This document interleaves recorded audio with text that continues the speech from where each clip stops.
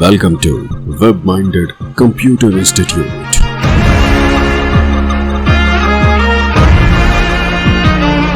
Then like, subscribe and share. Next logical function जो उपलब्ध है हमारे पास वो है एंड के रूप में। एंड में हमारे पास काफी सारी कंडीशंस अवेलेबल होती हैं और उन कंडीशंस के आधार पे एंड फंक्शन हमको ट्रू या फॉल्स में आउटपुट प्रदान करता है। इसमें जरूरी है इस टेबल को समझना। देखिए, एंड को समझने से पहले टेबल समझ लेते हैं। मान लीजिए एक एंड में दो कंडीशंस हैं। अब ये ध्यान रखिएगा, एंड में काफी सारी कंडीशंस हो सकती हैं, 2, 3, 4 जितनी आप चाहें। मान लीजिए इसमें दो कंडीशंस है, पहली कंडीशन 1 और कंडीशन 2। और यदि पहली कंडीशन फॉल्स है, दूसरी भी फॉल्स है, तो आउटपुट आपका फॉल्स रहेगा। इसी तरह से अगर पहली कंडीशन फॉल्स है, दूसरी ट्रू है, तो भी आउटपुट आपका फॉल्स रहेगा। अगर पहली कंडीशन ट्रू हो जाती है और दूसरी फॉल्स हो जाती है, तो भी आउटपुट फॉल्स रहेगा। जब तक कि दोनों कंडीशंस आपकी ट्रू नहीं होंगी, या जब तक सभी कंडीशंस आपकी ट्रू नहीं होंगी, तब तक आउटपुट आपके पास ट्रू नहीं आएगा। इस प्रकार से एंड कार्य करता है। एंड के आधार पर हम निर्णय ले सकते हैं, जैसे हमारे पास इस एग्जाम्पल से समझ लेते हैं। एग्जाम्पल है जिसमें नेम अजय, विजय, सुरजीत, सुमित कुछ बच्चों के नाम दिए गए हैं, उनका एज दिया गया है और मार्क्स दिए गए हैं।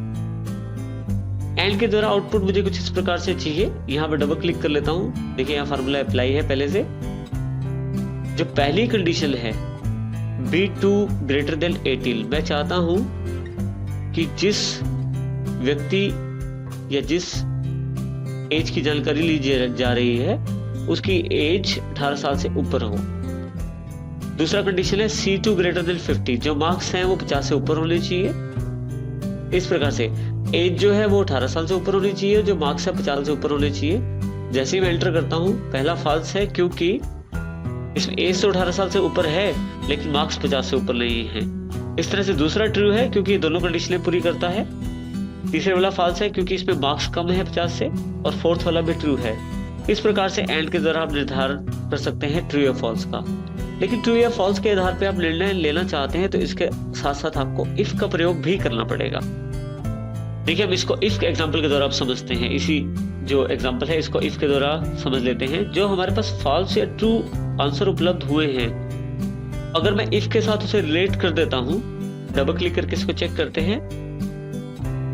अगर मेरे पास D16 जो है, यानी कि जो आउटपुट मेरे पास अवेलेबल हुआ है एंड में, वो अगर ट्रू रहता है तो कैंडिडेट सिलेक्टेड आउटपुट माना जाएगा।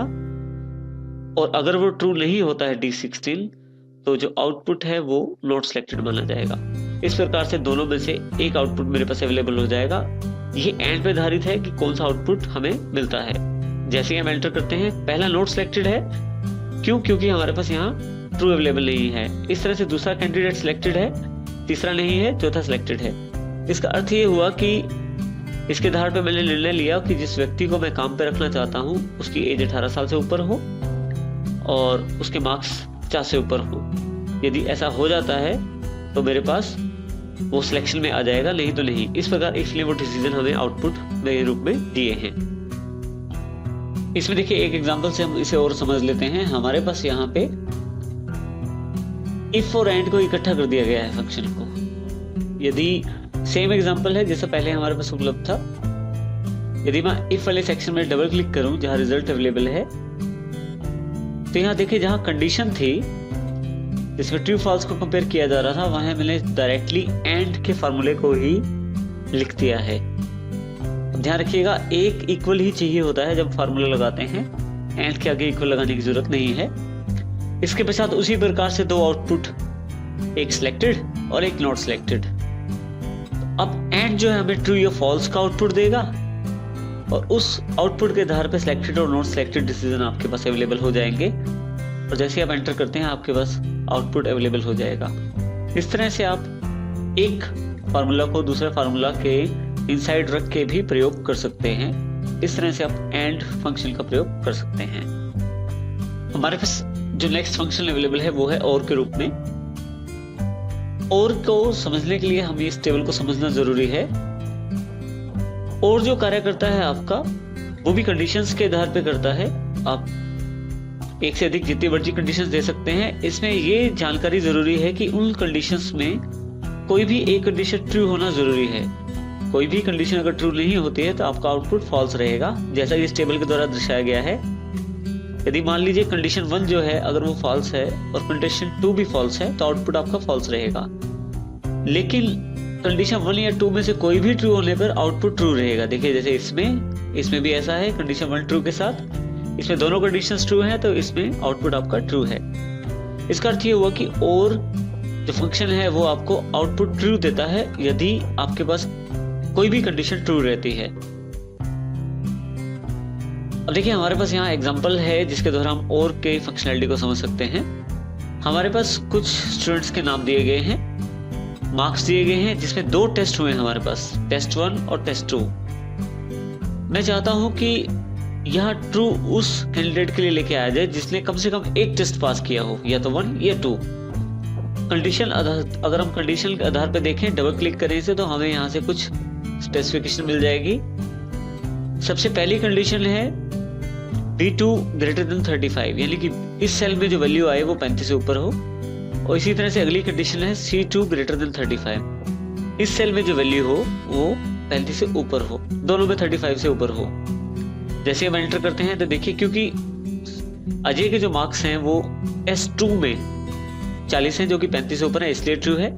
इसी तरह से विनय के जो मार्क्स हैं सेकंड टेस्ट में 35 से ऊपर हैं, जबकि सुरजीत के दोनों टेस्ट में 35 से ऊपर नहीं है, इसलिए फॉल्स कंडीशन आउटपुट है।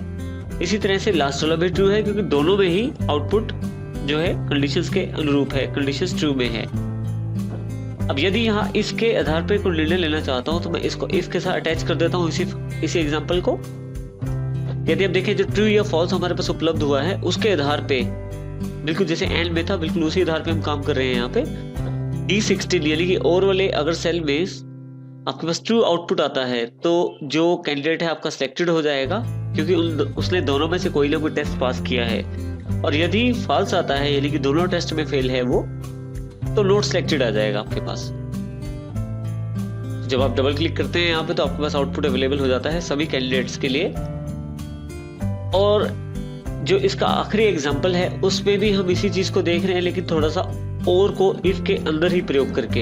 यदि आप डबल क्लिक करें यहाँ पे, देखिए यहाँ पे मैंने इफ में और का जो फार्मूला है उसको रख दिया है जहां लॉजिकल टेस्ट या जहां मुझे कंडीशन चेक करनी है। अब यहाँ पे मुझे कंपेयर करने की जरूरत नहीं है, कुछ ट्रू या फॉल्स आउटपुट में जो भी आएगा उसके आधार पे यदि ट्रू आता है तो सिलेक्टेड, और अगर फॉल्स आता है तो नॉट सिलेक्टेड के आधार पे मेरे पास आउटपुट अवेलेबल हो जाएगा। तो देखिए जैसे मैं डबल क्लिक करता हूँ छोटे से कॉर्नर पॉइंट पे जो प्लस का पतला निशान है, तो मेरे पास सबका आउटपुट अवेलेबल हो जाता है।